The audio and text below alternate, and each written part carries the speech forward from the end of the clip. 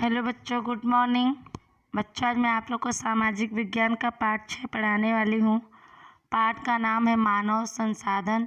संसाधन का मतलब होता है साधन, सामग्री। आगे हम इस पाठ के बारे में पढ़ेंगे और जानेंगे। क्या आप जानते हैं, हर पूरे वर्ग के प्रत्येक विद्यार्थी के परिवार की जानकारी प्राप्त करते हैं। उसी तरह से पूरे देश की मानव आबादी यानी जनसंख्या संबंधी ऐसी जानकारी निश्चित समय से प्राप्त की जाती है। उसके बारे में आज हम जानेंगे। यहाँ कह रहे हैं कि हम पूरे वर्ग के प्रत्येक यानी हर एक विद्यार्थी के परिवार की जानकारी लेते हैं। उसी तरह से पूरे देश की मानव की जनसंख्या संबंधी ऐसी जानकारी निश्चित समय से प्राप्त की जाती है और उसके ही विषय में आज हम लोग पढ़ेंगे और जानेंगे। जनगणना क्या है और यह क्यों की जाती है, इसके विषय में हम लोग पढ़ेंगे। किसी भी देश के अथवा किसी भी क्षेत्र में निवास करने वाले अर्थात रहने वाले लोगों के बारे में अच्छी तरह से, विधिवत का मतलब होता है अच्छी तरह से जानकारी प्राप्त करना और उसके लिखित स्वरूप में आंकड़े तैयार करने की विधि को जनगणना कहते हैं, जो प्रति 10 वर्ष में केंद्र सरकार के आदेश यानी आज्ञा से किया जाता है, जिसे जनगणना अथवा सेंसस भी कहा जाता है। यहाँ कह रहे हैं किसी भी देश के अथवा किसी भी क्षेत्र में रहने वाले लोगों के बारे में अच्छी तरह से जानकारी प्राप्त करना और उसे लिखित रूप में आंकड़े तैयार करने के तरीके को ही जनगणना कहा जाता है, जो हर 10 साल में केंद्र सरकार की आज्ञा से किया जाता है, जिसे जनगणना अथवा सेंसस भी कहा जाता है। आगे पढ़ते हैं। हमारे देश में भी पिछली जनगणना 2011 में की गई, जो आज़ादी प्राप्त करने के पश्चात की 7वीं बार की गई जनगणना थी। इस समय देश के प्रत्येक नागरिक को यूनिक नंबर और पहचान पत्र देने का आयोजन भी किया गया है, जो 2011 की जनगणना की विशेषता है। सुसंस्कृत भारतीय नागरिक के रूप में अपने परिवार की सही जानकारी देकर सहकार देना यह अपना कर्तव्य बनता है। यहाँ बताया जा रहा है कि हमारे देश में पिछली जनगणना 2011 में की गई, जो आज़ादी प्राप्त करने के बाद की 7वीं बार की जनगणना थी। इस समय देश के हर एक नागरिक को यूनिक यानी खास नंबर और पहचान पत्र देने का आयोजन भी किया गया है, जो 2011 की जनगणना की खासियत है। सुसंस्कृत भारतीय नागरिक के रूप में अपने परिवार की सही जानकारी देकर सहकार देना यानी अपना सहयोग देना यह अपना कर्तव्य बनता है। आगे पढ़ेंगे। मानव आबादी ही देश का मानव धन है। किसी भी देश के विकास का बड़ा आधार मानव संसाधन पर ही है। मानव आबादी यह देश की पूंजी है। केवल देश के क्षेत्रफल और प्राकृतिक संपत्ति के द्वारा देश का विकास नहीं होता है। देश के आर्थिक विकास का आधार देश की मानव आबादी यानी जनसंख्या का आकार और गुणवत्ता पर आधारित रहता है। लोगों का स्वास्थ्य, शिक्षा, कार्यकुशलता और कार्य करने की तत्परता यानी शीघ्रता जैसी बातें उत्पादकता यानी पैदावार को बढ़ाती हैं। इससे ही देश का विकास होता है। यहाँ पे कह रहे हैं कि मानव जनसंख्या ही देश का मानव धन है, संपत्ति है। किसी भी देश के विकास का बड़ा आधार मानव संसाधन पर ही है। मानव जनसंख्या यह देश की पूंजी है, धन है। केवल देश के क्षेत्रफल और प्राकृतिक संपत्ति के द्वारा ही देश का विकास नहीं होता है। देश के आर्थिक विकास का आधार देश के मानव आबादी का आकार और गुणवत्ता पर निर्भर करता है। लोगों का स्वास्थ्य, शिक्षा, कार्यकुशलता और कार्य करने की तत्परता यानी शीघ्रता जैसी बातें उत्पादकता को बढ़ाती हैं। इससे देश का विकास होता है। आगे पढ़ेंगे। हमारे देश में आबादी का स्तर जानने और देश के आर्थिक विकास का आयोजन करने के उद्देश्य से जनगणना करवाई जाती है। देश की विकास लक्ष्य यानी विकास के लक्ष्य के लिए पंचवर्षीय योजना भोजन, पानी, निवास की व्यवस्था, उद्योग, बिजली, रोजगार, शिक्षा और सुरक्षा के बारे में आयोजन करने के कारण भी जनगणना करना जरूरी होता है। अब तो भारत में लुप्त यानी गायब होने वाले प्राणी, पक्षी तथा वृक्षों को भी वन विभाग की तरफ से गिनती की जाती है तथा पालतू प्राणियों की भी गणना यानी गिनती की जाती है, जिससे उसके बारे में कदम उठाया जा सके। यहाँ पे कह रहे हैं कि हमारे देश में जनसंख्या का स्तर जानने और देश के आर्थिक विकास का आयोजन करने के लक्ष्य से जनगणना करवाई जाती है। देश की विकास की प्रगति के लक्ष्य के लिए पंचवर्षीय योजना, भोजन, पानी, निवास यानी रहने की व्यवस्था, उद्योग, बिजली, रोजगार, शिक्षा और सुरक्षा के बारे में आयोजन यानी योजना करने के कारण भी जनगणना करना जरूरी यानी आवश्यक हो जाता है। करें अब तो भारत में गायब होने वाले प्राणी, पक्षी तथा वृक्षों की भी वन विभाग की तरफ से गणना की जाती है, गिनती की जाती है तथा पालतू प्राणियों की भी गिनती की जाती है, जिससे उसके बारे में कदम उठाया जा सके, फैसला लिया जा सके। आगे है भारत की जनसंख्या के बारे में जानकारी। इसके बारे में हम लोग पढ़ते हैं।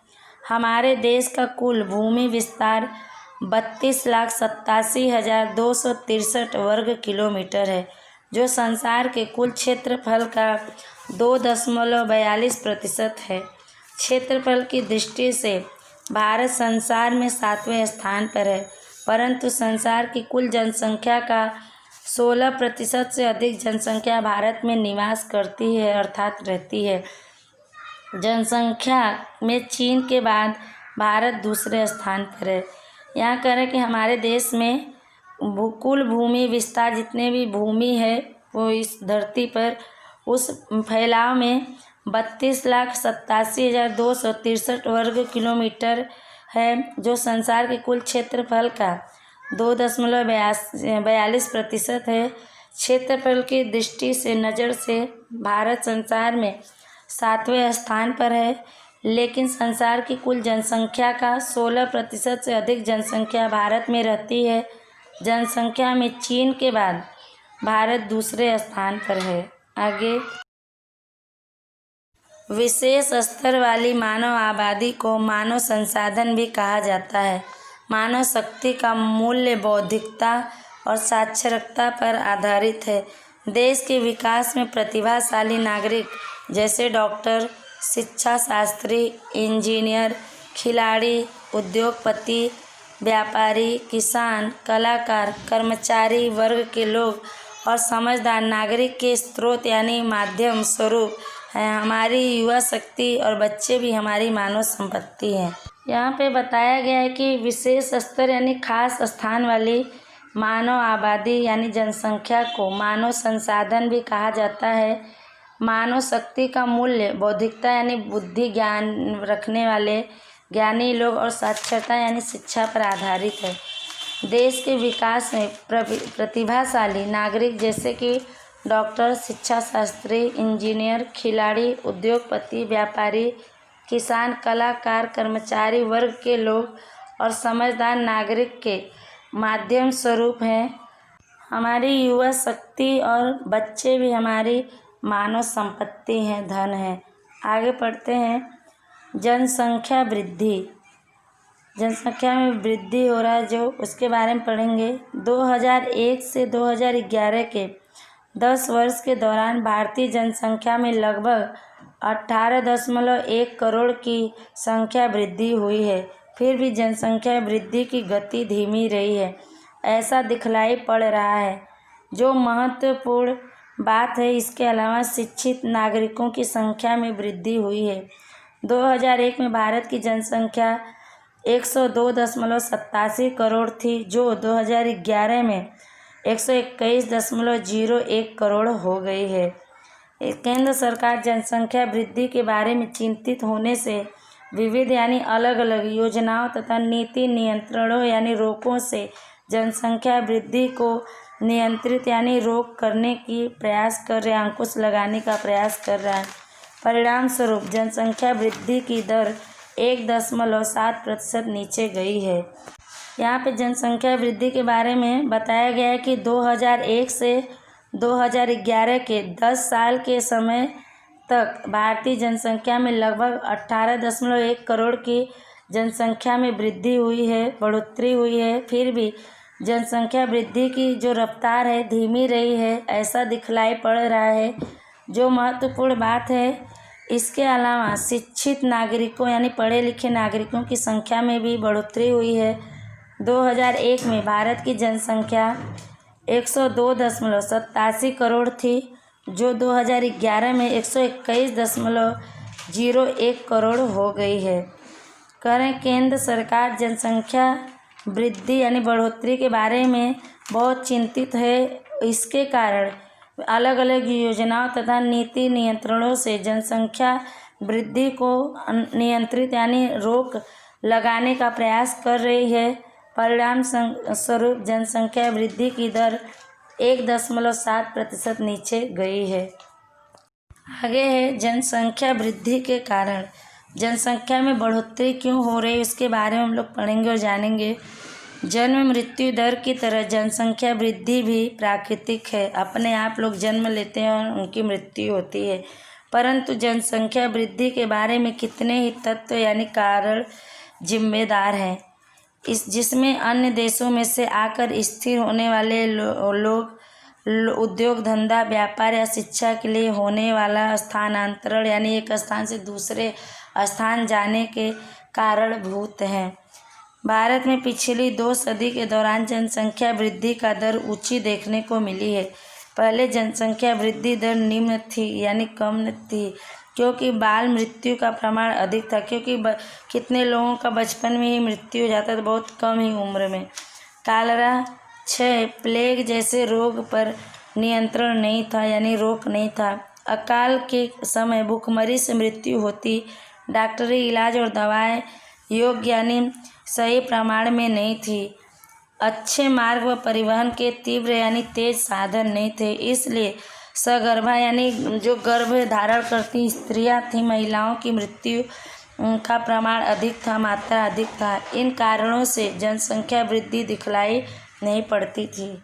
यहाँ पे कह रहे हैं कि जन्म मृत्यु दर की तरह जनसंख्या वृद्धि भी बढ़ोतरी भी प्राकृतिक है, लेकिन जनसंख्या वृद्धि के बारे में कितने ही तत्व जिम्मेदार हैं, कितने ही कारक जिम्मेदार हैं, जिसमें दूसरे देशों में से आकर स्थिर हो जाने वाले, यहीं बस जाने वाले लोग, उद्योग धंधा, व्यापार या शिक्षा के लिए होने वाला परिवर्तन, एक स्थान से दूसरे स्थान जाने के कारण है। भारत में पिछली 2 सदी के समय जनसंख्या बढ़ोतरी का दर ऊंची यानी तेजी से बढ़ते हुए देखने को मिला है। पहले जनसंख्या वृद्धि दर निम्न थी, कम था, क्योंकि बाल मृत्यु का प्रमाण अधिक था यानी कम उम्र में ही बच्चों की मृत्यु हो जाती थी। कालरा, क्षय, प्लेग जैसे रोगों का पर नियंत्रण नहीं था, रोक नहीं था। अकाल यानी बारिश न होने के बाद जो सूखा पड़ जाता है, उसके कारण भी भूखमरी से लोगों की मृत्यु होती थी। डॉक्टरी इलाज और दवाएं सही मात्रा में नहीं मिलती थी। अच्छे रास्ते व परिवहन के तेज साधन नहीं थे, इसलिए गर्भ धारण करने वाली महिलाओं की मृत्यु भी अधिक होती थी। इन कारणों से जनसंख्या में बढ़ोतरी दिखाई नहीं पड़ती थी। आगे है, आज परिस्थिति में काफ़ी बदलाव हो गया है। वर्तमान समय में अधिकतर योग्य प्रमाण में पोषक आहार प्राप्त हो जाता है।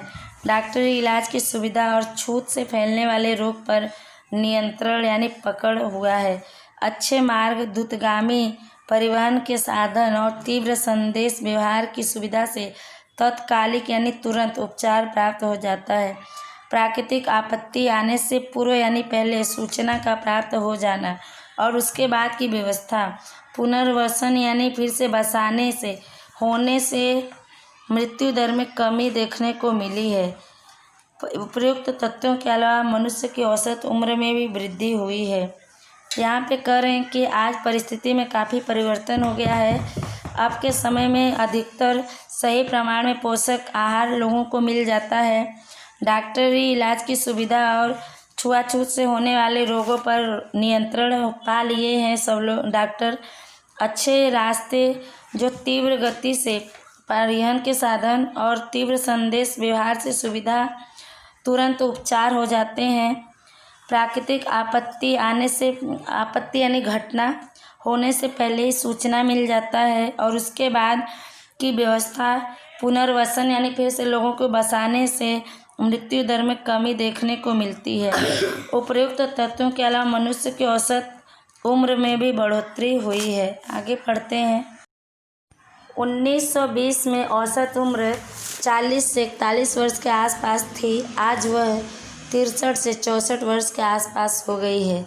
कितने ही कारणों से जन्म दर से भी कमी आई है, जैसे निरक्षरता, अंधविश्वास, श्रद्धा या वहम, रूढ़ चुस्त मान्यताओं की परंपरा, बाल विवाह, विधवा पुनर्विवाह, छोटे कुटुंब की आदर्श भावना का अभाव जैसे अनेक तत्व। जनसंख्या वृद्धि देखने को मिलती है।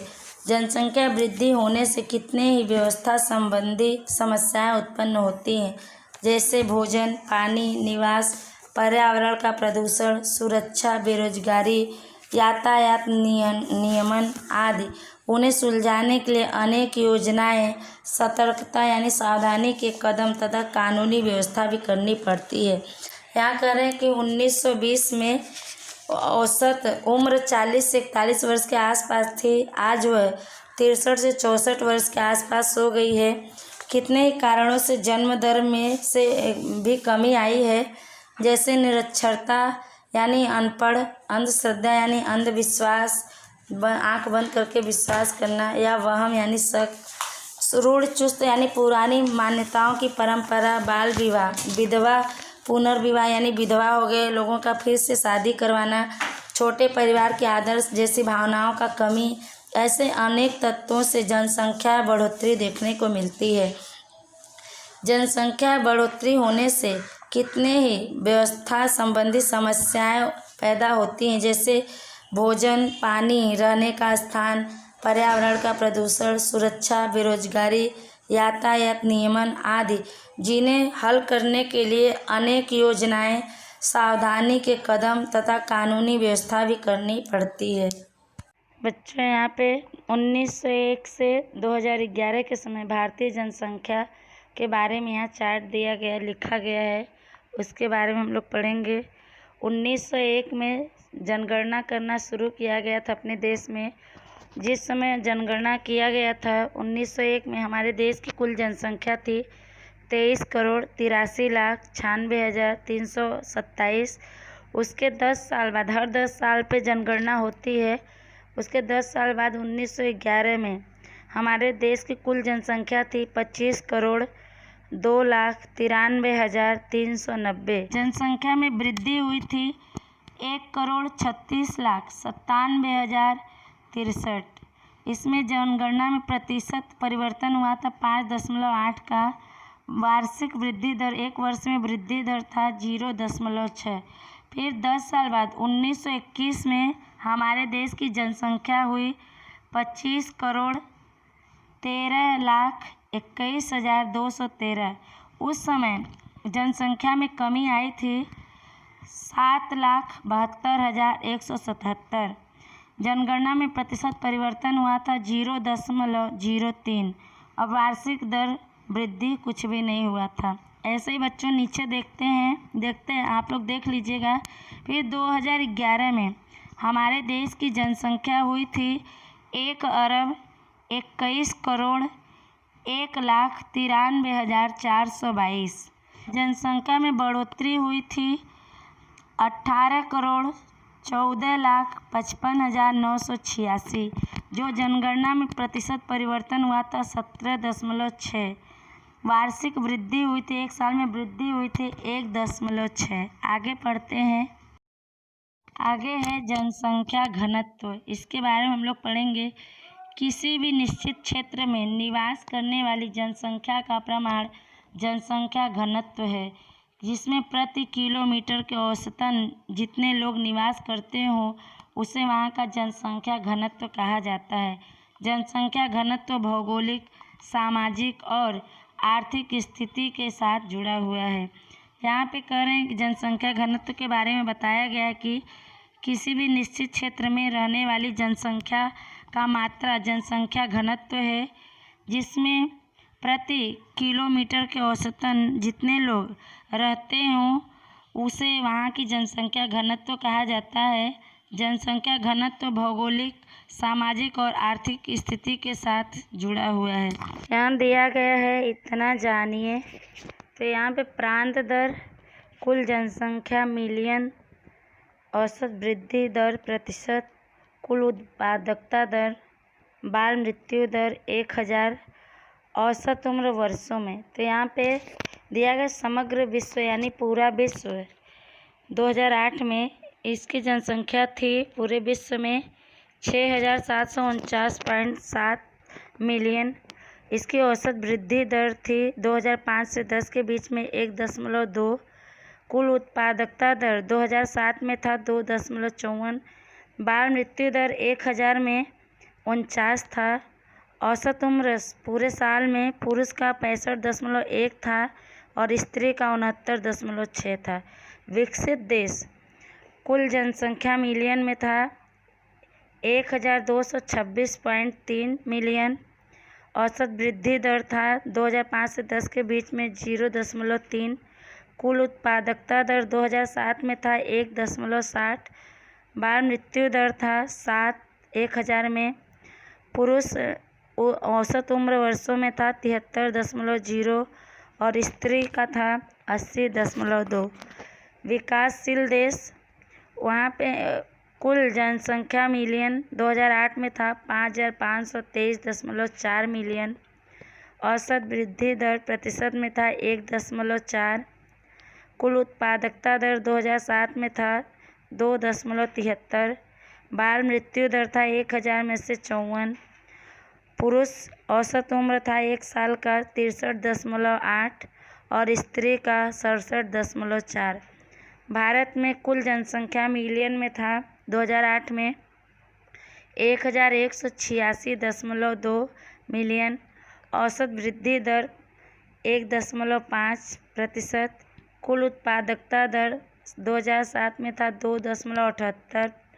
बाल मृत्यु दर था 54 1000 में से। औसत उम्र वर्षों में पुरुष का था 63.3, स्त्री का था 66.6। यहाँ पे बच्चों दिया गया है जनसंख्या की दृष्टि से अग्रिम 10 देश। जनसंख्या में सबसे आगे रहने वाले देश 2008 में एक तरफ दिया गया है और ईस्वी सन 2050 तक संभावित है देश की जनसंख्या कितनी हो सकती है उसके बारे में। तो अभी 2008 तक जनसंख्या कितनी थी किस देश की उसके बारे में हम लोग पढ़ते हैं।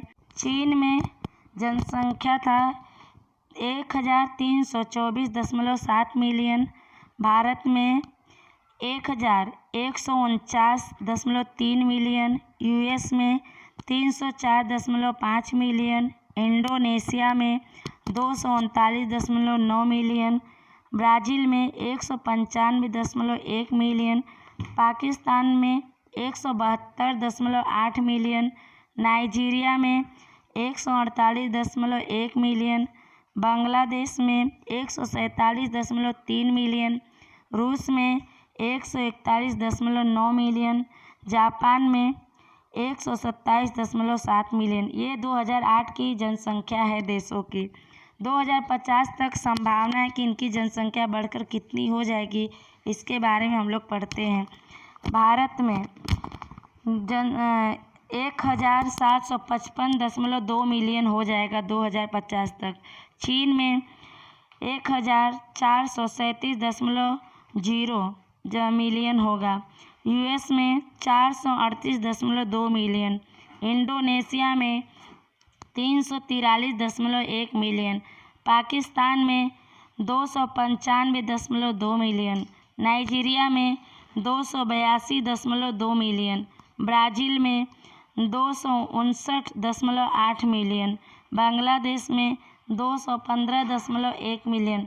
कोंगो डेम गणराज्य में 189.3 मिलियन। फिलीपींस में 150.1 मिलियन जनसंख्या बढ़ने की संभावना है।